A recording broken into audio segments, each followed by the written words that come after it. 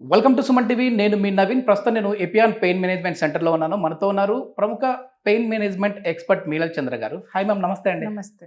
Ma'am, చాలా మంది కూడా డయాబెటీస్ ఉన్న వాళ్ళు సర్జరీకి వెళ్ళాలంటే భయపడుతుంటారు. సో మోకాళ్ళ నొప్పులు కావచ్చు, లేదంటే నడుము నొప్పులు ఉన్న వాళ్ళు కావచ్చు. అట్లాంటి వాళ్ళు పిఆర్పికి వచ్చారు అని అంటే వాళ్ళ పెయిన్ అనేది తగ్గించుకోవచ్చు అండి.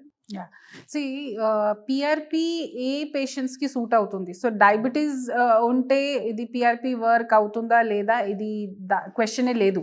తప్పకుండా ఒక ఆప్షన్ ఉంది, పిఆర్పి నాన్ సర్జికల్ ట్రీట్మెంట్ ఉంది. బికాస్ డయాబెటీస్లో అగైన్ ఇన్ఫెక్షన్కి ఛాన్సెస్ ఎక్కువ ఉంది. కొన్నిసార్లు అన్కంట్రోల్డ్ షుగర్ ఉంటే కష్టం అవుతుంది. So PRP meaning platelet rich plasma therapy. ఇది పేషెంట్ బ్లడ్ నుంచి బ్లడ్ తీస్తాను, ప్రాసెస్ చేస్తాము. మోకాలు నొప్పి ఉంటే మోకాళ్ళు, ఆర్ బ్యాక్ పెయిన్ ఉంటే, ఫ్రోజన్ షోల్డర్ ఉంటే, యాంకల్ ఇంజరీస్ ఉంటే, వేరే వేరే ప్లేస్లో ఏ ప్లేస్లో డ్యామేజ్ ఉంటే నొప్పి తగిలింది కోసం పిఆర్పి చేస్తున్నాను.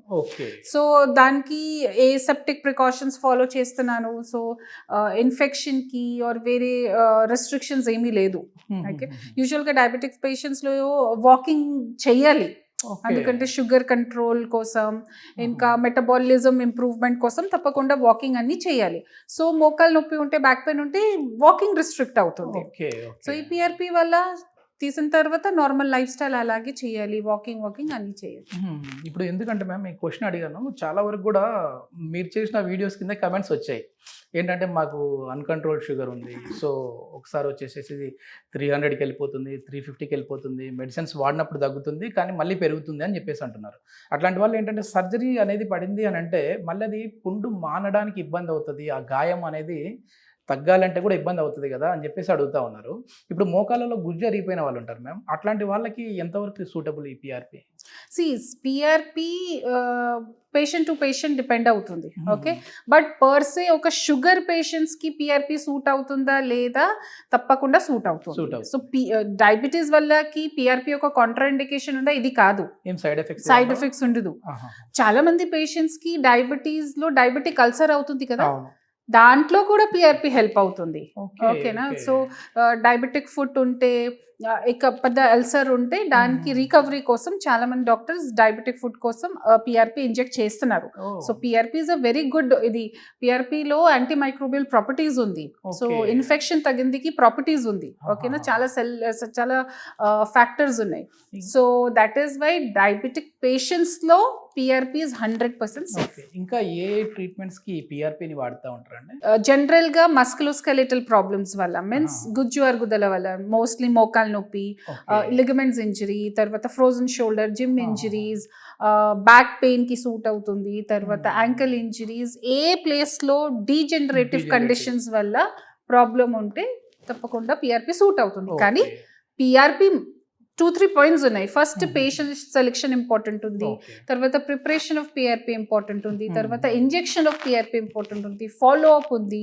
తర్వాత నా సైడ్ నుంచి, డాక్టర్ సైడ్ నుంచి ఏం చేయాలి, పేషెంట్ సైడ్ నుంచి ఏం చేయాలి, అన్ని ఒక ప్రోటోకాల్ ప్రకారం హెల్ప్ అవుతుంది. ఓకే, ఇది ఎన్ని రోజుల వరకు వాళ్ళకి మళ్ళీ ఆ పెయిన్ రాకుండా ఉంటుంది? ఎందుకంటే చాలా మంది డౌట్ ఇది. సరే, మేము పిఆర్పి చేయించుకున్నాము, సర్జరీ వరకు వెళ్ళలేదు, మరి పిఆర్పి చేయించుకుంటే ఇంకా మళ్ళీ ఫ్యూచర్లో మాకు పెయిన్స్ రావా, ఈ నొప్పులు ఉండవా అని చెప్పేసి అనుకుంటా ఉంటారు.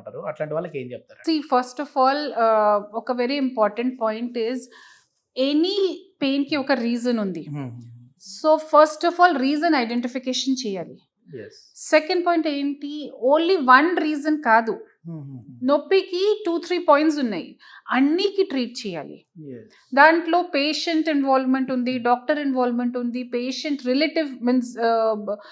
రిలేటివ్స్కి ఇన్వాల్వ్మెంట్ ఉంది. అన్నీ చేస్తేనే లాంగ్ లాస్టింగ్ ఎఫెక్ట్ అవుతుంది. సో దానికోసం exercises, lifestyle modification, suppose sugar uncontrol ఉంటే షుగర్ కంట్రోల్లో పెట్టాలి. తర్వాత ఫుడ్ చేంజెస్ ఉన్నాయి. So many things are there. మొత్తం కలిపి ఇంప్రూవ్మెంట్ అవుతుంది. ఇది స్లో ప్రాసెస్. ఎన్ని సిట్టింగ్స్ ఉంటాయి ma'am? Patient to patient, condition to condition, number of sittings depend అవుతుంది. ఓకే, అంటే మినిమం అంటే మేము ఇప్పుడు 3 సిట్టింగ్స్ తీసుకోవాలా, లేదంటే 5 ఉంటుందా అనేది ఒక నెంబర్ ఏమైనా ఉంటుందా? 3-5 కాదు, జనరల్గా 2 సిట్టింగ్స్, 3 సిట్టింగ్స్, కొన్ని పేషెంట్స్కి ఎక్కువ అరుగుదల ఉంటే మేబీ మోకాల్లో 4 సిట్టింగ్స్, పెద్ద జాయింట్ ఉంటే 3 to 4 సిట్టింగ్స్, చిన్న Okay. జాయింట్ ఉంటే మసిల్స్ ఉంటే 2 సిట్టింగ్స్ సరిపోతుంది. సిట్టింగ్ కి గ్యాప్ ఎంత ఉంటుంది? 15 days 20 days గ్యాప్ ఉంటుంది. Okay. జనరల్ గా 15 days మెయింటైన్ చేస్తాం. ఆఫ్టర్ పిఆర్పి అనేది ఎట్లా ఉండాలి, వాళ్ళు ఏమేం ఫిజియో చేయించుకోవాలి అనేది కూడా చెప్తారు. ఫిజియో మీన్స్ నా టీమ్ ఎక్సర్సైజ్ చెప్తారు. ప్రతి పేషెంట్ కి కండిషన్ ప్రకారం స్పెసిఫిక్ ఎక్సర్సైజెస్ ఉన్నాయి. Yes. ఒక సేమ్ సెట్ ఆఫ్ మోకాల్ ఎక్సర్సైజెస్ అన్ని పేషెంట్స్ కి సూట్ అవుతుంది ఇది కాదు. ఎవ్రీ పేషెంట్ కి different set of exercises Okay. Condition ప్రకారం డ్యామేజ్ ప్రకారం నా టీం చెప్తారు. Okay. సో ఎక్సర్సైజెస్ చాలా ఇంపార్టెంట్ ఉంది. Yes, తప్పకుండా లాంగ్ లాస్టింగ్ చేయాలి. థ్యాంక్ యూ మ్యామ్, చాలా మంచి ఇన్ఫర్మేషన్.